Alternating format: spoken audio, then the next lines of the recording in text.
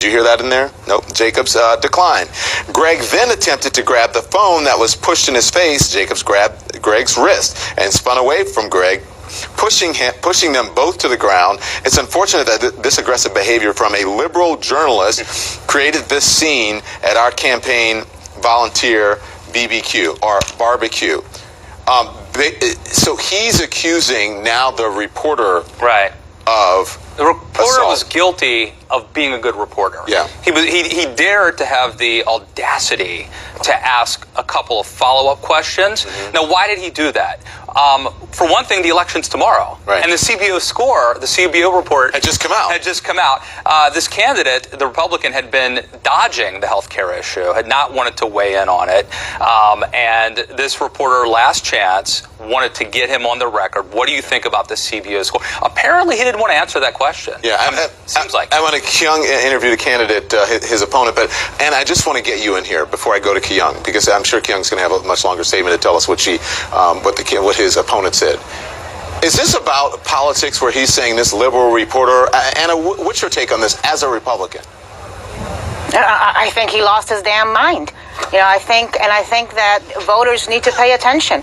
Temperament does matter. I've heard about closing a campaign with a bang, but this was crazy. This guy and his statement post facto was even crazier, because he's got to understand there is an audio tape that is very damning evidence. There are also eyewitnesses that were there. Some of them were watching the entire thing. Some of them watched part of it. So, there's no cover-up that's possible at this point. But more than that, understand this to the voters of Montana. This guy is running to go represent you in Congress. When you run for Congress, when you get elected to Congress, you are chased by reporters daily. There are press scrums. You have got to answer questions daily, because you see, in this country, we believe in freedom of expression. We believe in freedom of the press. And we ask questions of our elected officials. Constituents are going to get in his face and ask pointed, aggressive questions and demand answers. That is what we do in a free country with our elected officials. We like transparency. We like answers. The reporter wasn't asking about, offending his wife's honor or his mother's honor. He was asking about the CBO score on the health bill, something which, if he is elected to Congress, he will have to cast a vote on. So it was a very relevant question that affects the voters of Montana. I just think it speaks very badly about this gentleman's, maybe I shouldn't say gentleman, this man's temperament. And, I don't know if he's going to end up going to Congress. I do think he should end up going to anger management at the very least. Yeah. You say something on the other side of the break, and I told you to hold it because we wanted to get the sheriff on the line. You listened to that interview. What are your thoughts?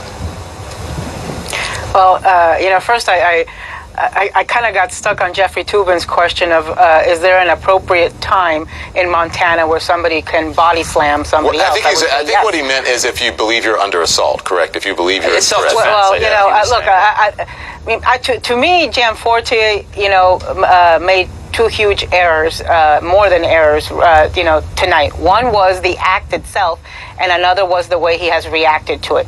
I don't understand when it became the wrong thing to do, to admit wrongdoing, to apologize, to say, look, I'm human and I lost my temper. For a moment there, I channeled the ghost of Andre the Giant, instead of trying to make up alternative facts, which seems to be what happens today. Maybe I'm old-fashioned. I still think temperament, character, and truth-telling matters when electing people to Congress and when electing those that are going to write our laws. Yeah. But we spent a lot of time before the break and before the sheriff's interview talking about the general ambiance that has been created as a result of this election. And I think everything you all said was true, but I'm also a very strong believer in personal responsibility.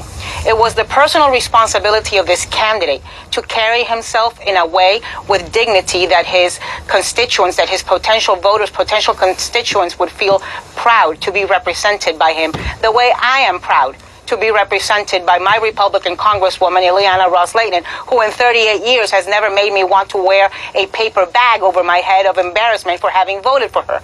And I also believe in the personal responsibility of voters who are going to go out and cast a vote tomorrow and tell America whether this is acceptable or not. Yeah. And so, as much as we want to talk about the general ambiance, which is true, I think we also have to look at ourselves as Americans and accept that we have a personal responsibility to this country to behave in a different manner, to behave in a better way, Anna, to behave in a way that, that is consistent with American values. I think you're right, but I think that somehow in this environment people believe it's acceptable, and maybe Gianforte believes it's acceptable. Maybe he believes that's what his voters want. I don't understand what's going on in this particular environment. As I said, I shared a personal story with you guys. If you only knew the number of reporters who have to deal with this on a daily basis, I think the general public would be shocked.